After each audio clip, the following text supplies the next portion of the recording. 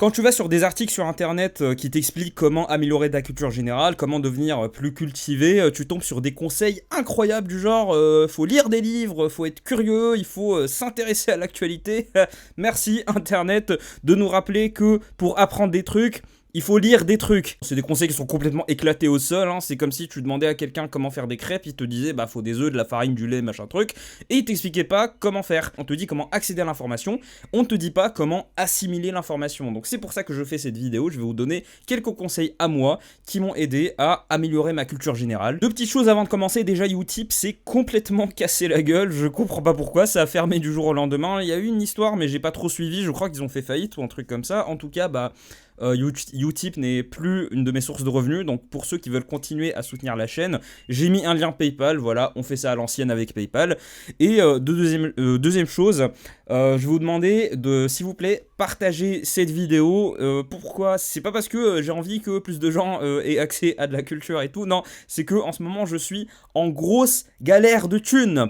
Vraiment bonne grosse galère de thunes et je compte sur la monétisation sur YouTube pour pouvoir me permettre d'arrondir les fins de mois, enfin à ce stade plutôt d'avoir des fins de mois. Voilà, sans plus attendre, on commence tout de suite avec le premier conseil, surtout ne te force pas. Avec tous les conseils que je vais te donner, si jamais à un moment t'es devant un article ou t'es en train de lire un bouquin ou t'es en train de regarder un documentaire ou un reportage ou un truc comme ça et que tu sens que t'es en train de te forcer, tu sens que c'est une corvée, que t'as pas envie de continuer, que genre ça t'apporte pas du plaisir, ne te pose surtout pas de questions et arrête immédiatement. Si tu veux te culturer, ça doit être un moment de plaisir, ça doit pas être un moment où tu te forces. Si je te dis par exemple de me réciter une leçon que t'as appris au primaire ou à la fac il y a quelques années, bah forcément tu sauras pas me répondre puisque t'as tout oublié. Pourquoi? Parce que les informations qu'on t'a fait ingurgiter à l'école ou à la fac, si ça permettait de garder des informations dans ta tête sur le long terme, ça se saurait. Non, forcément tu as tout oublié parce que c'est pas des moments où tu as pris du plaisir, c'est des moments où tu as plus ou moins forcé à apprendre à apprendre ces informations pour les régurgiter au moment de l'examen. Les conseils que je vais te donner ici, ça va pas être des conseils scolaires du genre vas-y, lis un livre ou lis un article sur tel sujet. Non, c'est pas ça. En gros, je vais essayer de faire en sorte que ça soit pas des moments où tu te forces, que ça soit des moments où tu prends du plaisir, comme ça tu vas beaucoup mieux assimiler l'information. Un des moyens justement de ne pas se forcer, de ne pas avoir l'impression que c'est une corvée, c'est de viser des sujets qui t'intéressent. J'en ai déjà parlé, donc je vais pas m'étaler là-dessus, mais le meilleur moyen de trouver des sujets qui t'intéressent, c'est de le faire à partir de moyens qui n'ont rien à voir avec le cadre scolaire ou universitaire. Donc j'ai déjà parlé plus ou moins des films et des séries dans une vidéo qui est beaucoup plus ancienne. Je vais pas revenir là-dessus, mais ces séries-là, par exemple, si tu regardes une série sur un événement historique, et que ça te plaît, forcément tu auras envie de t'intéresser à ce sujet. Donc tu vas passer du temps sur internet, tu vas faire des recherches pour voir, déjà moi mon truc encore une fois c'est de comparer la représentation de certains événements historiques dans des séries et la réalité des faits. J'adore faire ça, je sais pas pourquoi, peut-être parce que je suis un gros connard. Je te dis ça parce que si tu te familiarises avec des sujets, avec des cadres qui ont rien à voir avec les moments où on te force, c'est-à-dire l'école ou l'université, forcément tu vas beaucoup mieux retenir et tu ne vas pas, dans ta tête tu ne vas pas assimiler ça à des moments de contrainte. Donc je vais pas vous faire l'insulte de vous faire une liste de films historiques, franchement, soit tu demandes à des gens, tout le monde a forcément déjà vu des films historiques. D'ailleurs, j'ai regardé dernièrement en 1917 le film sur la Première Guerre mondiale qui a pris je sais pas combien de temps à filmer, qui est en un seul plan séquence, c'est impressionnant, j'ai toujours pas compris comment ils ont fait ce film. Je vous le conseille, franchement. Pour les séries, j'en ai déjà parlé, mais bon, de tête, Suits pour s'intéresser au système juridique américain. Baron Noir pour la politique française. J'allais dire Kaamelott pour le mythe arthurien, mais bon... même si ça reste un comique plutôt érudit, Astier prend énormément de liberté avec le mythe arthurien, mais Kaamelott c'est quand même ma série préférée, ce qui fait que quand j'ai découvert Kaamelott, après je me suis intéressé au mythe arthurien pour voir ce qu'il en retourne, pour comparer la représentation dans la série avec la réalité des faits. Avant de regarder Kaamelott, j'en avais rien à foutre du mythe arthurien. J'ai bien lu Perceval ou le Conte du Graal au collège, si je me rappelle bien. On m'a déjà forcé à travers l'éducation à lire des bouquins là-dessus, mais j'ai tout oublié et je m'en foutais complètement. Mais là, vu que j'ai revu le truc avec Kaamelott, bah forcément, ça m'a énormément intéressé. Donc, maintenant, je m'y connais beaucoup plus que la personne moyenne dans le mythe arthurien, même si c'est quelque chose qui, en Occident en tout cas, est un peu la base de la base du mythe. Donc, autre exemple, la série dont je parle absolument jamais sur ma chaîne, Peaky Blinders, donc Peaky Blinders, ce que j'adore, c'est que c'est à plein de sujets différents. T'as la criminalité, la pauvreté au Royaume-Uni, dans l'entre-deux-guerres. T'as un sujet qui concerne quasiment toute l'Europe de l'Ouest, c'est-à-dire le retour des soldats à partir de 1919 et le retour à la vie civile, qui est quasiment impossible pour beaucoup d'entre eux.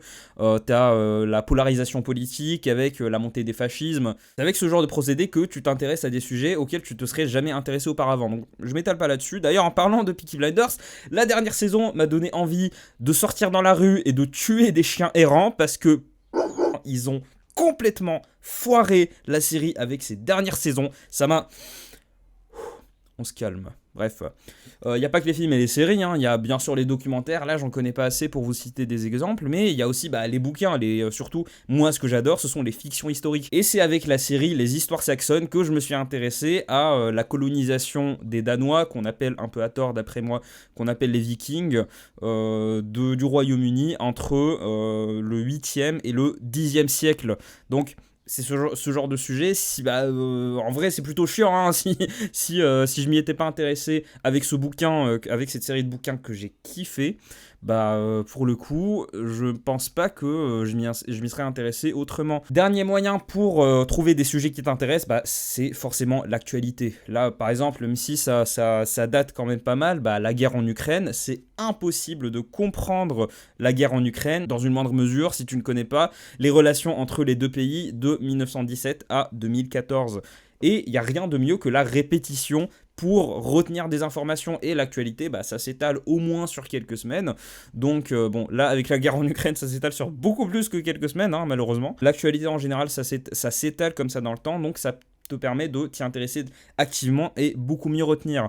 En parlant de répétition, vu que je vous ai parlé de bouquins, on va dire dans les milieux des gens culturés, des gens qui lisent beaucoup, il y a une pratique qui est très fréquente. Je pensais que j'étais le seul à le faire, mais en fait il y a beaucoup de gens qui le font. Ça consiste à relire une deuxième ou une troisième fois un bouquin avec un peu plus de recul, et franchement en faisant ça, tu retiens beaucoup mieux l'information. Je te mets au défi de prendre un bouquin que tu as déjà lu, qui t'a beaucoup intéressé, pas une fiction, un bouquin, que ce soit de la philosophie, de l'histoire ou que sais-je, de relire ce bouquin une deuxième fois, et tu verras, quand tu auras posé le bouquin, tu auras beaucoup mieux assimilé l'information qu'au bout de la première lecture, et ça va rester ancré dans ta tête beaucoup plus longtemps.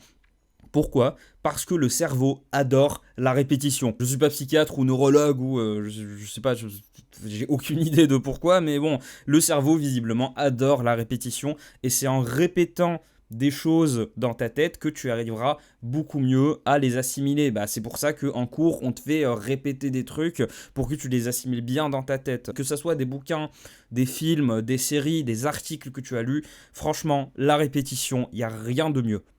Donc, troisième conseil, je vais te donner ma méthode à moi pour lire des bouquins. Alors, lire des bouquins, c'est le premier conseil complètement éclaté au sol qu'on te donne dès que tu veux améliorer ta culture générale. Donc, alors, pourquoi c'est un conseil de...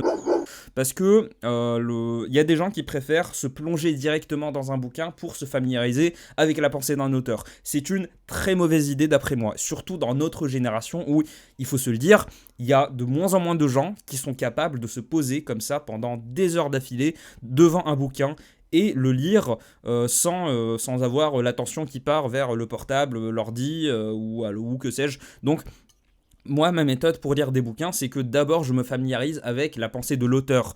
On a la chance d'avoir Internet, donc... Ce que je te conseille surtout, c'est YouTube. YouTube, c'est une formidable source, surtout pour tout ce qui est sciences humaines. Donc j'en ai déjà parlé, il y a plein de chaînes de philosophie, d'histoire, d'économie qui permettent, donc quand tu as un auteur qui t'intéresse et que tu veux améliorer ta connaissance sur sa pensée, tu regardes une vidéo YouTube dessus. Alors, c'est très loin d'être suffisant, au contraire, il y a des gens qui se croient intelligents parce qu'ils sont abonnés à Nota Bene. Non, ça marche pas du tout comme ça. Les vidéos sur YouTube, ça peut être une très bonne introduction pour viser les sujets qui t'intéressent, pour être sûr que c'est un sujet sur lequel tu as envie vraiment de passer des heures. Donc moi ce que je fais, c'est souvent je vais voir sur YouTube ce qui se dit, ou alors je vais sur des podcasts, hein, j'en ai déjà parlé, mais pour la philosophie, il y a le podcast Philosophize This en anglais, qui est très très très complet, qui est vraiment très bien foutu. En plus le gars il a une certaine neutralité quand il parle, même si c'est impossible d'être neutre, mais il essaie quand même d'approcher une certaine forme de neutralité quand il parle d'auteurs, même avec des auteurs avec lesquels il est pas d'accord. Donc je te conseille vraiment ce podcast si t'as aucun problème avec l'anglais et que tu veux t'intéresser à de la philosophie. Donc les podcasts, YouTube, des articles, ce que tu veux, du moment que tu as un moyen qui est vulgarisé, très simple, pour te familiariser avec la pensée d'un auteur. Ensuite, moi ce que je fais, c'est que je vais lire des articles. Alors, pas des articles dans des magazines, même si il en existe de très bons, mais moi quand je te parle d'articles, ce sont des articles sur des articles scientifiques, de la littérature scientifique, pour voir ce que des auteurs, donc des doctorants ou alors des docteurs en sciences humaines ont à dire sur la pensée de tel auteur. T'es pas obligé de prendre un article et de le lire de A à Z. Encore une fois, ne te force pas. Les articles en général, ils ont une partie qui s'appelle abstract, c'est toujours en anglais.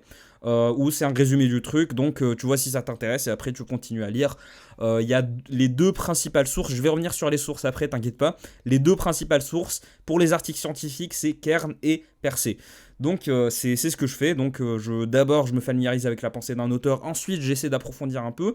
Pourquoi je te donne ces conseils-là avant de lire un bouquin ? Parce que lire un bouquin c'est très chronophage. Encore une fois, beaucoup de gens n'ont pas la capacité de rester pendant des heures à lire un bouquin.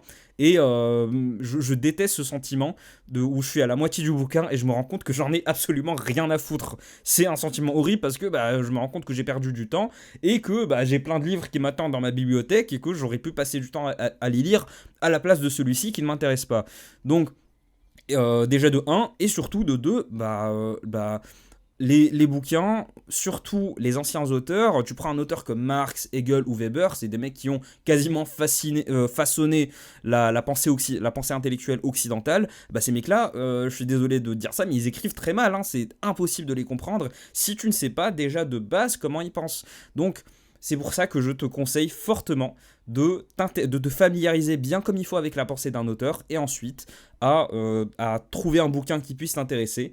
Donc faut viser les bouquins pour un auteur, je sais pas, encore une fois, je parle de Max Weber, qui a des bouquins qui parlent autant d'économie que d'anthropologie, que de sociologie, de plein de sujets différents. Ce que je te conseille de faire, c'est d'aller dans des librairies spécialisées, ou alors dans des bibliothèques, et de demander au staff de te conseiller des bouquins d'introduction pour te familiariser avec la pensée de l'auteur, et c'est leur job, donc souvent ils sauront te guider. Sinon tu peux poser des questions à des gens qui lisent déjà l'auteur, ou alors poser une question sur internet. Moi je suis beaucoup sur Reddit, et honnêtement les forums, Reddit, tout ça, c'est des lieux où tu peux facilement joindre des gens qui ont déjà une certaine culture et leur demander par exemple quel bouquin est-ce que moi ça c'est le genre de bouquin que j'aime bien, quel bouquin est-ce que je pourrais prendre pour commencer à lire du Hegel, Schopenhauer, tout ce que tu veux. Avec cette technique, tu n'auras pas l'impression d'être complètement perdu, et je sais qu'il y a des gens qui préfèrent directement se pencher sur des bouquins.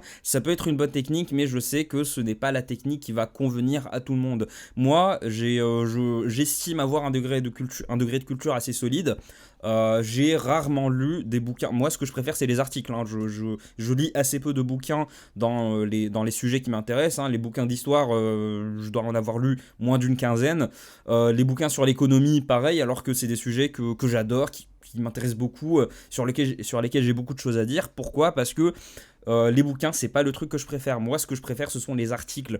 Et les articles scientifiques, par quelqu'un qui a passé toute sa carrière sur un sujet, ça vaut tout le temps le coup. Et tu sais que tu ne vas pas lire de la merde, surtout si c'est un magazine qui est réputé.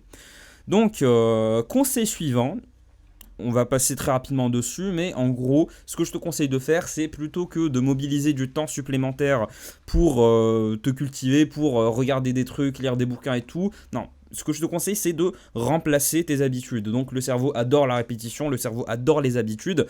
Par exemple, le matin en te levant, à la place d'aller sur les réseaux sociaux pour voir ce que les gens ont pensé de ta dernière publication, entre parenthèses, tout le monde s'en bat les couilles, moi, à la place, ce que je fais, c'est que bah, soit je vais sur un média d'information, soit je vais sur une chaîne YouTube qui parle d'histoire ou d'économie ou de philosophie pour voir si ils ont publié un nouveau truc. Euh, Ça peut pas forcément que le matin, hein, ça peut être à n'importe quel moment de la journée où tu sais que tu es posé, que tu as du temps. Bah, il faut que ça devienne une habitude. Faut pas que, encore une fois, ça doit pas être une tâche de plus dans ton quotidien, sinon bah t'auras juste pas envie de le faire. Que ça soit bah, entre midi et deux, si t'as du temps. Bah voilà, tu sors un bouquin, tu sors un article sur ton portable, tu fais bah, tout ce que je t'ai dit de faire dans cette vidéo. Le soir en rentrant, moi par exemple, bah, ce que je fais, c'est que j'absorbe de manière passive de l'information. Par exemple, dans les transports, à la place d'écouter de la musique, bah, j'écoute un podcast. En allant au taf le soir ou le matin, bah, pareil, j'écoute un podcast quand je fais le ménage, quand je fais la cuisine, un truc comme ça. Si tu absorbes de l'information de manière passive. Et encore une fois, les podcasts, c'est très loin d'être suffisant pour vraiment acquérir de l'information. Donc, ce que je te conseille de faire, c'est soit les podcasts de les lire, enfin de les écouter plusieurs fois, pas qu'une seule fois, parce que sinon tu vas rien retenir. Surtout si tu fais les ménages ou la cuisine, bah t'es concentré sur autre chose, t'es pas concentré forcément sur ce que t'écoutes. Donc de les lire, je sais pas ce que j'ai avec le mot lire, de les écouter plusieurs fois, ça peut être un très bon moyen. J'ai pas beaucoup de choses à dire sur ce conseil parce que ça dépend vraiment de chacun. Nos journées sont pas toutes les mêmes, mais pars sur ce principe très simple qui est de remplacer tes habitudes. Par exemple, le soir, si ton truc c'est de passer des heures sur ton lit à faire défiler TikTok, à la place de faire ça, surtout en sachant que bah, t'as l'impression qu'il y a 20 minutes qui est passé, mais en fait ça fait 3 heures que t'es comme un con en train de faire défiler des réels sur Instagram ou alors des vidéos sur TikTok, bah c'est ce truc, ça t'apporte absolument rien. À la fin, t'es fatigué, t'as l'impression d'avoir couru un marathon et surtout t'as l'impression d'avoir perdu ton temps. Bah à la place de faire ça, et ce moment de lucidité, ne sois pas un gros débile et sors un article, un magazine de news ou alors un bouquin et passe ton temps à faire quelque chose de productif. Encore une fois, j'insiste beaucoup là-dessus, faut que tu remplaces tes habitudes. Faut pas que tu mobilises du temps en plus parce que bah, surtout les gens de ma génération qui commencent à entrer dans la vie active, bah t'as pas forcément du temps. Et quand t'es étudiant, ça dépend de la filière que t'as, bah déjà t'as pas, ça dépend de la filière, mais même quand t'as beaucoup de temps, bah il est surtout consacré à tes études. Donc il faut pas que ça soit du temps en plus dans ton emploi du temps. C'est vraiment pas ma volonté avec cette vidéo. Conseil suivant, parce que je suis un gros con et j'ai déjà oublié le nombre de conseils que j'ai donnés, diversifie les sources. Donc pour les sources, j'ai déjà parlé de YouTube, j'ai déjà parlé des films et des séries, donc vu que YouTube censure un max, bah tu peux tourner vers Odyssée où il y a beaucoup plus de liberté d'expression, même si c'était pas du tout prévu pour ça de base, Odyssée.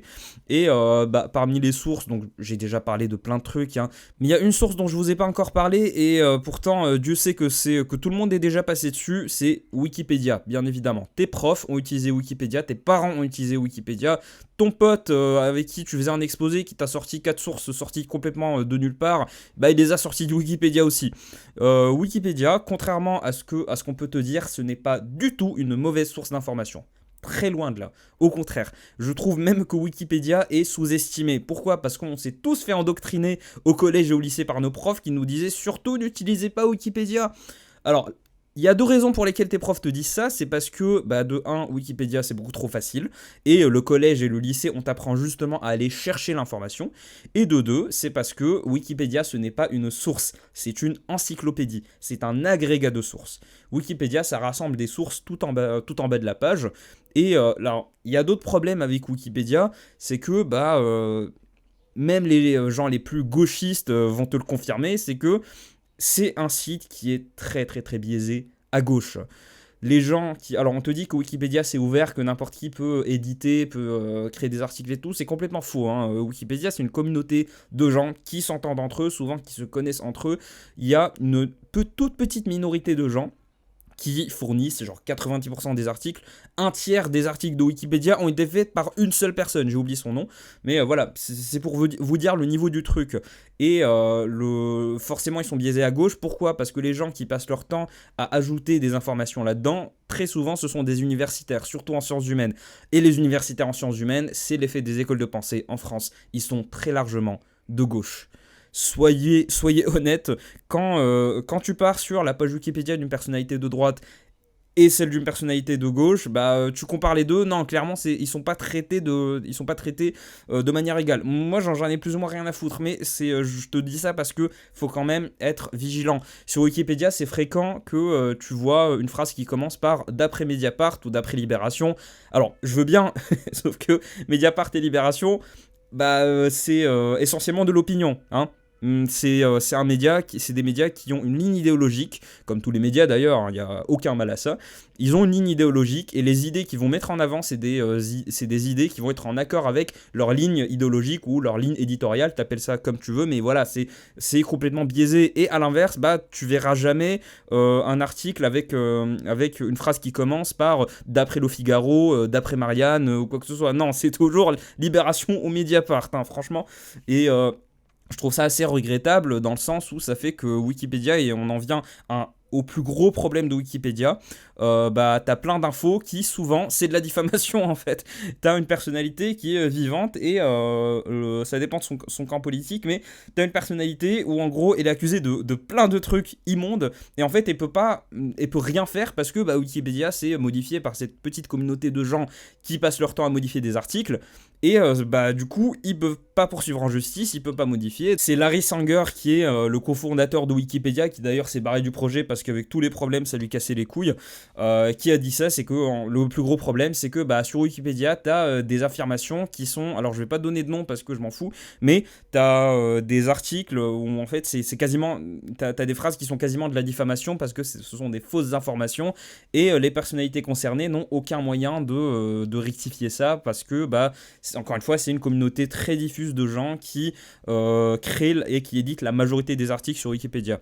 Donc, parmi les sources, bref, tout ça pour dire, Wikipédia, c'est une bonne source d'information, mais ce n'est pas, enfin, une bonne, on va dire, un agrégat d'information, encore une fois, ce n'est pas une source en soi, mais c'est super bien foutu, en vrai, Wikipédia, je veux pas brosser dans le sens du poil, mais Wikipédia, c'est un site qui est extrêmement bien agencé, les articles, ils sont super bien foutus, en général, la mise en page, elle est impeccable, donc pour commencer à te familiariser avec un sujet, tu peux y aller, juste sois au courant du fait que c'est quand même très biaisé à gauche. D'ailleurs, c'est un prof à moi à Sciences Po qui nous a expliqué pendant très longtemps que Wikipédia, bah justement, et ce prof était vraiment très de gauche, qui nous a expliqué, il nous a dit, ouais, je vais être honnête avec vous, le problème avec Wikipédia, c'est que c'est un site qui est biaisé. Voilà, donc c'est pas moi qui le dis. Mais parmi les sources, donc je vous ai dit de diversifier les sources, ce que je vous conseille aussi, ce sont les manuels généralistes en bibliothèque. Une fois que tu es intéressé par un sujet, donc les manuels, en général, ils sont assez faciles. Oula. En général, ils sont assez faciles à voir. C'est un manuel, par exemple, sur l'histoire de la Chine, un bouquin où il y aura marqué l'histoire de la Chine de 1949 à nos jours, des trucs comme ça. Est-ce que je... Ah, j'en ai un.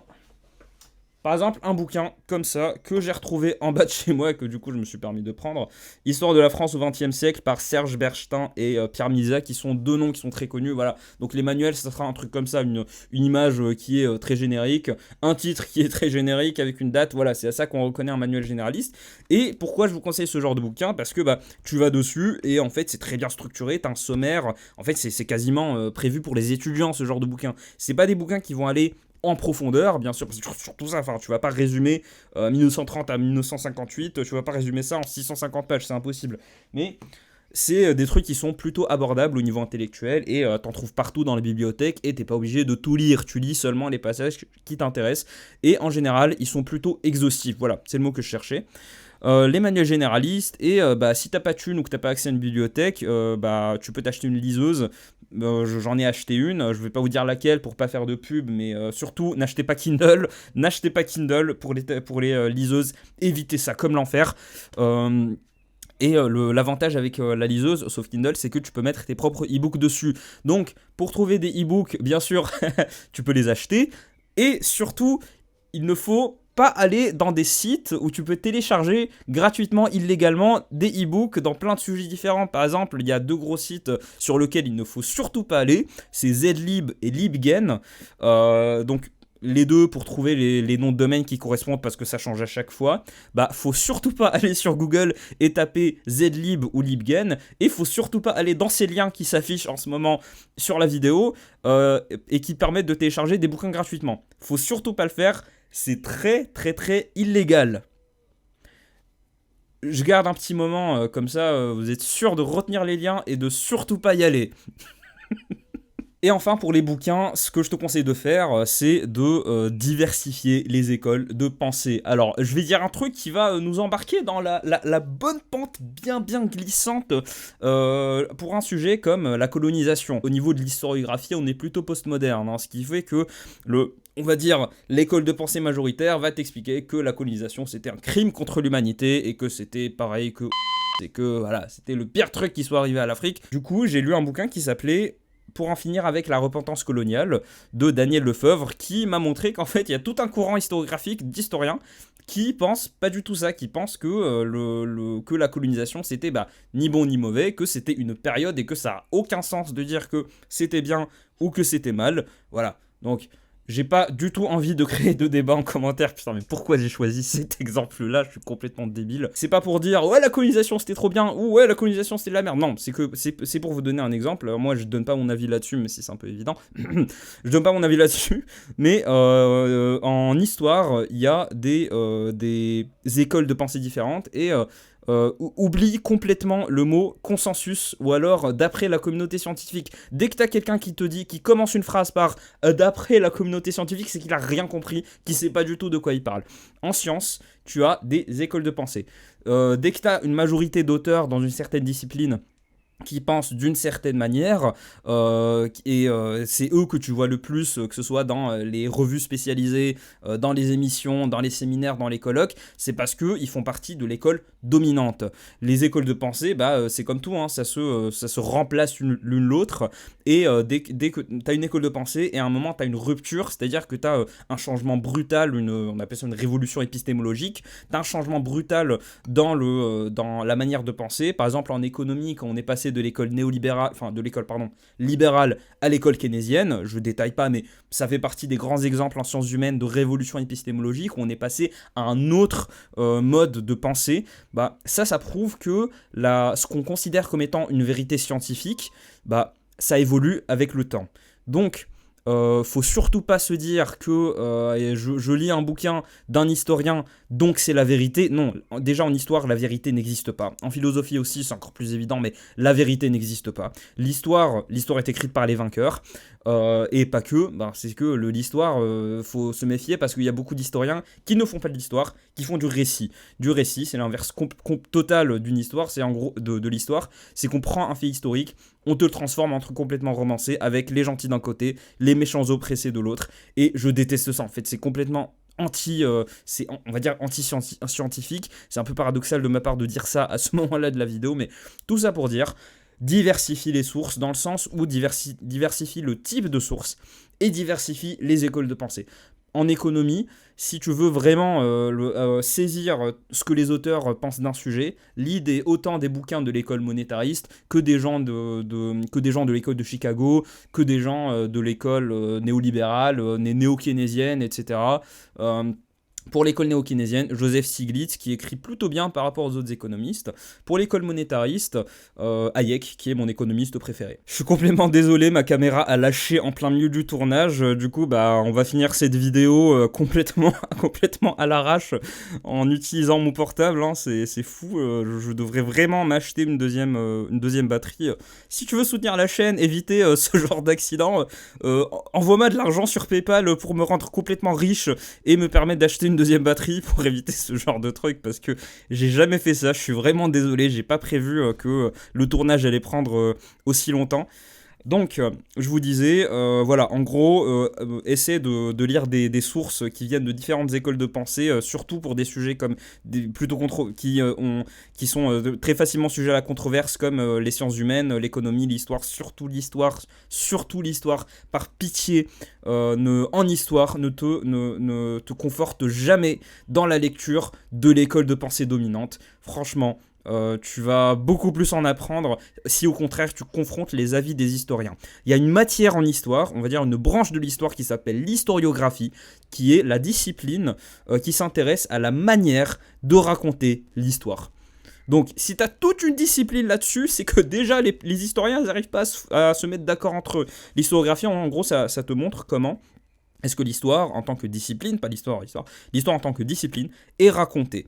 Et il y a des manières de raconter l'histoire, il y a des écoles de pensée, ça va très très loin, franchement.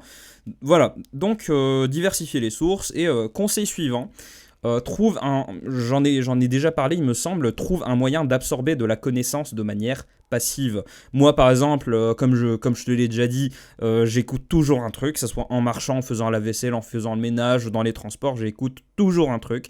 Si tu veux que je te donne alors, j'ai de bons podcasts historiques en français. Si tu veux que je te les passe, bah, contacte-moi soit sur Instagram, soit en commentaire. Enfin, privilégie Instagram parce que les commentaires, je ne reçois pas les notifications. Voilà. Donc ça, c'est une manière d'absorber de la connaissance de manière passive. Et pour ceux qui ont des problèmes de sommeil, bah, moi, je suis un insomniaque, hein, j'ai aucune honte à l'admettre, je suis un gros insomniaque. Et ce qui m'a aidé, c'est d'écouter des podcasts. Alors à l'époque, j'écoutais France Culture, j'ai passé beaucoup trop de temps à Sciences Po. Je m'endormais en écoutant des podcasts, et franchement, ça permet vraiment très bien de retenir de l'information. Je sais pas quel procédé miraculeux, je suis pas neurologue. Alors, le avant-dernier conseil, là c'est le stade ultime, si vraiment tu veux être sûr de vraiment te cultiver bien comme il faut et de surtout bien retenir l'information, trouve un support de création. Bah, tu fais ce que moi je suis en train de faire en ce moment. Moi je fais des vidéos, rien ne t'empêche du moment où tu veux vraiment te cultiver à fond sur un sujet, rien ne t'empêche d'ouvrir un compte TikTok et de faire des courtes vidéos sur un sujet. Par exemple, la philosophie, c'est la discipline pour moi, qui est la plus pertinente pour faire du format court. D'ailleurs, j'y ai beaucoup pensé. Ça peut être n'importe quoi. J'ai un pote que j'ai rencontré justement sur YouTube qui a énormément de succès sur TikTok, parce que je suis désolé, j'ai oublié le nom. Je suis pas du tout sur TikTok, donc je saurais pas vous dire, je me rappelle plus du nom, mais qui parle d'animé tout simplement, et bah, du coup, quand il en parle, c'est l'occasion de parler d'histoire, parce que bah, les animés, c'est beaucoup plus érudit qu'on ne le croit. Donc trouve un support de création, que ce soit sur Instagram. On a cette chance-là aujourd'hui, c'est que n'importe qui peut, à n'importe quel moment, du moment que tu as un portable et que tu as un ordinateur pour faire du mixage sonore, bah, tu peux à n'importe quel moment te mettre à créer des trucs. Et moi, franchement, les sujets que j'ai abordés dans mes vidéos, vu que c'est des sujets que j'ai recherché pendant très longtemps, ou j'ai écrit pendant très longtemps, bah, souvent les vidéos, on va dire, allez, la moitié de mes vidéos, je saurais exactement te dire ce dont je parle, et j'ai bien retenu l'information. Je saurais limite te faire un exposé de 15 minutes comme ça, juste en improvisant. Donc, c'est un très bon moyen, puisque là, tu ne te contentes pas d'assimiler de l'information, tu la traites. Et quand tu traites de l'information, c'est pour ça que les doctorants peuvent te parler pendant 1 heure d'affilée sans s'arrêter. Je rigole, c'est une blague, c'est une blague. Je vais sûrement être doctorant moi-même, d'ailleurs.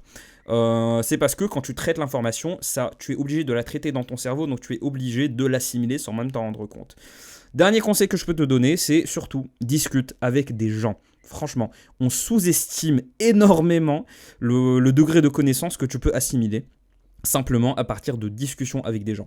Moi, je pense que au moins la moitié de ma culture générale est issue des discussions que j'ai eues avec les gens. Alors, on va dire le moyen le plus facile de trouver des gens qui s'intéressent à des sujets de sciences humaines, que ce soit l'histoire, la politique, la philosophie, c'est d'être militant dans un parti.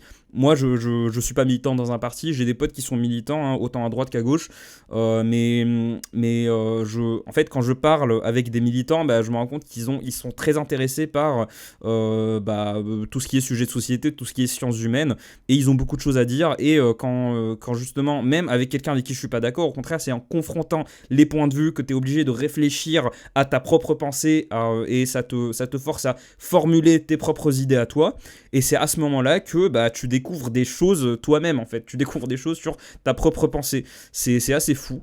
Je te conseille de faire ça, ou alors de rejoindre des clubs de lecture, de rejoindre des associations étudiantes qui s'intéressent à un sujet en particulier. Je vais pas vous donner d'exemple parce que j'ai envie de faire de la pub à personne, mais les assos étudiants, ça peut être un très bon moyen.